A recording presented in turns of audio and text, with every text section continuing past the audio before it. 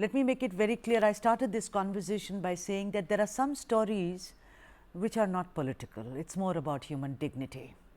Let's try and do that. Anila Singh, spokesperson of the BJP, is joining us. Jayanta Bhattacharya, senior journalist, is joining us, and also Suresh Kochattil, who is a very well-known political analyst, joins us. We shall await yet another guest from the TMC who shall join us in a bit. Let me first welcome all of you. Jayanta, I want to come to you. You know, if you look at it from any prism, if you look at it from the prism of women's dignity, respect, or you look at it from the prism of what should have happened in the sense of what the police should have done and the state government should have done, everything you see that it's lopsided. The TMC seems to have just kind of sat back and decided Sandeshkhali to happen. Jayanta Bhattacharya. Sudha, I agree with you. This is not about oppression. This is not about politics. This is not about the misuse of power and office. This is much more than that. This is the way the women have been treated in a place which is in a state that is ruled by a woman chief minister. A chief minister who has really fought her way up to where she is today. But what we saw after that, that is more of concern, Sudha, it appears to me, which you mentioned also while introducing your show, that there seems to be somewhat a kind of an attempt to somehow not allow the perpetrator of this kind of an act to be allowed to be taken outside the state. We have seen that one of the topmost lawyers in Delhi approached the Supreme Court multiple times on behalf of the Trinamool Congress in West Bengal to put a stay on the High Court orders that allowed the central agencies to take the perpetrator into their custody. As we talk, I think that he has been handed over because in the second instance, the High Court had clearly said by 4:30, he has to be handed over. So once again, the central agency team was waiting at the headquarters of the Bengal police to take custody of the perpetrator, that is Shahjahan Sheikh. Now, another instance which is going side by side in West Bengal, Sudha, which I want to bring here to show the difference in the attitude of the government of West Bengal, is another person who was also involved in a raid and being probed by central agencies in a different issue. Now, this person, he had resigned early this month. Right.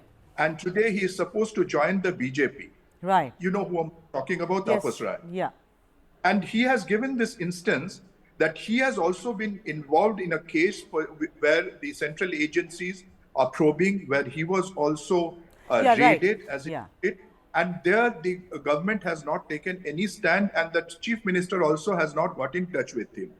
So what is it a person, a common man, has the right to ask the state government what makes it special for a person, a perpetrator like Shahjahan Sheikh, to be in a way protected, if I can say that. Yes, that is very, very apparent. The visuals on your screens right now, we are showing you how Shahjahan Sheikh is strutting around as if he owns the universe. It is a fact of the matter, and today's story for me is when Prime Minister Narendra Modi stood in front of those women and actually gave them a patient hearing. We women need that ear.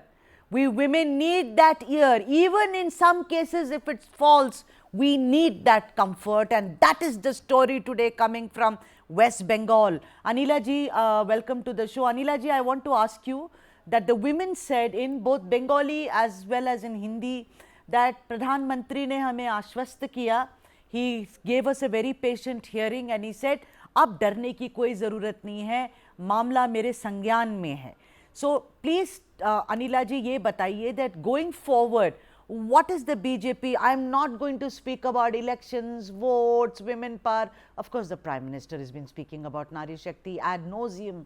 But I want to ask, what is the BJP planning to do for the women of Sandeshkhali? My Ram Ram to all, and definitely if I talk about the incident or the happening in Sandeshkhali, it is obnoxious. It is shocking. The way women there narrated their story, it really tore my heart apart. I fail to understand a woman chief minister of West Bengal, how she is able to sit so calmly. Rather, she is challenging that Sheikh Shahjahan should be protected. They went to High Court, and from High Court, they went to Supreme Court. Thanks to the judicial system of our nation, that they didn't stand with Miss Banerjee or with Shahjahan Sheikh. But they were trying to advocate for this person who tortured, who raped, who did extortion. This is, I mean, I think it is a huge black spot in the governance of Miss Mamata Banerjee, and I think she's deep into appeasement politics. For her, these women, whatever they say, she's not bothered about that. She is simply bothered about her vote bank. That is why she is not standing with the women. She is standing with Shahjahan Sheikh. No, but I think Perpetrator. Anila ji, sorry to interrupt, but I think there is more to it than meets the eye, like Jayanto says. It is intriguing, and I'm sure that 1 year down the line, we all are going to be debating that, acha, he did this also. It's a fact. There are allegations of land grabbing, turning fertile land into fisheries. There are allegations of, calling women out and asking them to serve them, asking them to make a local sweet which is called pithe, in Bengal, that you make it midnight, and also sexual exploitation and violation. The women were slaves.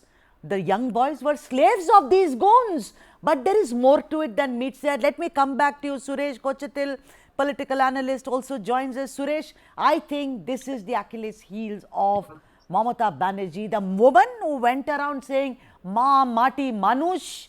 I mean, I think this Sandeshkhali is a blot so far as her, chief ministership is concerned. And it is very unfortunate, or rather fortunate, that it is coincided during the Lok Sabha elections, because what the women, and I'm going to play that bite in a bit. Let me just go to Suresh. Suresh, don't you think that this is extremely serious and something that Mamata will not be able to, kind of digest for the longest time ever? Yes, Sudha, actually, I'm surprised because if this incident had happened, say, in UP or it happened in UP actually many times, and it happened, say, Haryana, the hue and cry that would have come from our so-called guardians of justice system, the Khan market crowd and retail media, whatever I want to call them, would have been humongous. I mean, look at the comments made even by the Chief Justice to this guy who says that, why did you come for your bail? You've got 42 cases against you. I mean, Mamata Banerjee has come up the hard way. She knows she was subjected to the same kind of, abuses on her when she was fighting the communists. How come she's forgotten all this in a matter of few years? That is what surprises me. And for a lady chief minister to side with somebody to protect him at all costs by going to the Supreme Court and trying to get a stay, I mean, that is right. The High Court said that hold the local police in contempt because when you are asked to hand over an accused to the CBI waits for 2 hours and don't get the accused in the custody. Imagine that is the kind of protection that is going around. So I mean, I'm really surprised that Yeah, Mamata but you know Banerjee is what? getting it. Yeah, Suresh, but they are all going to shout about freedom of the federal system. They are going to say all kinds of things. These are tried and tested arguments. But here, the entire story hinges on a couple of women who were going about doing their job when they have been sexually exploited, violated, and then the perpetrator, first was caught after 24 days and is strutting around like he's some VIP.